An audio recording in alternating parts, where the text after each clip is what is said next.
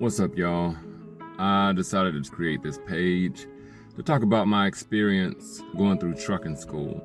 I have a background in trucking. When I was in the Army, I drove the Patriot missile launching station, which is a big truck, but I think these trucks are maybe a little bit bigger than what we drove in the Army, but the same thing as far as the turns and the backing and all that good jazz.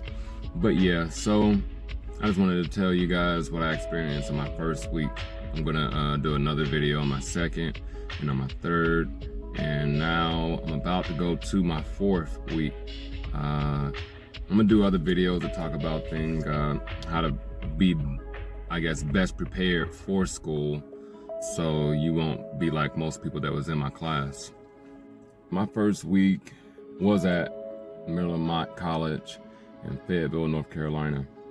And it was pretty much us doing paperwork, doing classwork, and for those who didn't get, I guess, their CDL permit already, they were allowed to go and get that during that time, at least within the first couple of days, because by the second week we had to go out and drive, so they let them try to get that within the first couple of days so that they wouldn't be booted from the class. So yeah, I already had my permit prior to going to the class, because I was told prior to, hey, get your permit so that you can be prepared for the class. So before I even went to the school, I had it already done, and then I started watching YouTube after YouTube after YouTube video to make sure I know what I'm getting myself into, because a lot of people telling me, or was telling me on YouTube videos, hey, this ain't for everybody.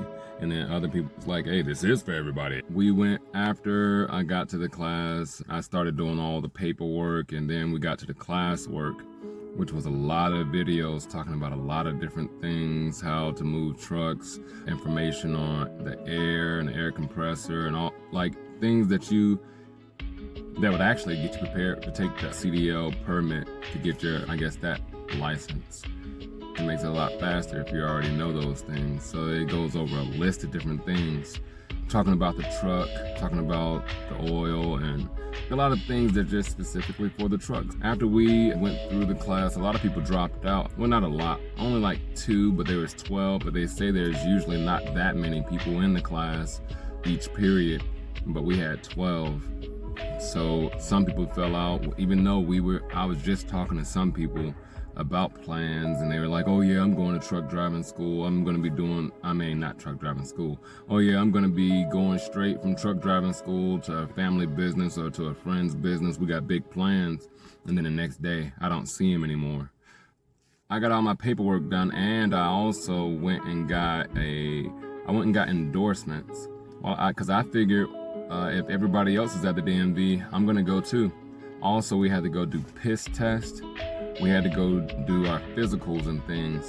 That's like a prerequisite to I guess, getting into trucking and to any job as well. You gotta do a DOT trucking physical, and you gotta take a drug test. So if you are looking into getting into trucking, don't smoke anymore if you do, and try to cleanse out your system, because they will kick you out if you have drug in your system.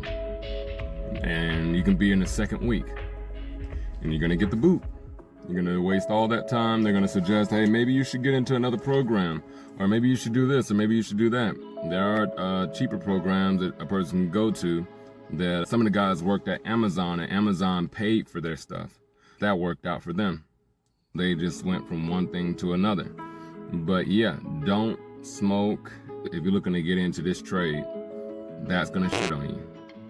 And that's going to get you into something called the SAP program, SAP, where you're going to have to be almost like an AA meetings and getting weekly, bi-weekly, or monthly checks to make sure you're not smoking or any other type of drugs.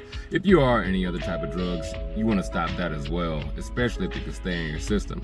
Or just don't come to truck driving school unless you get all of that cleansed out of your system. And they can prove that you're not an addict, because you're going to be put into SAP, which is like an addict classes, where they downgrade your CDL until they sure that you're not still hooked on it.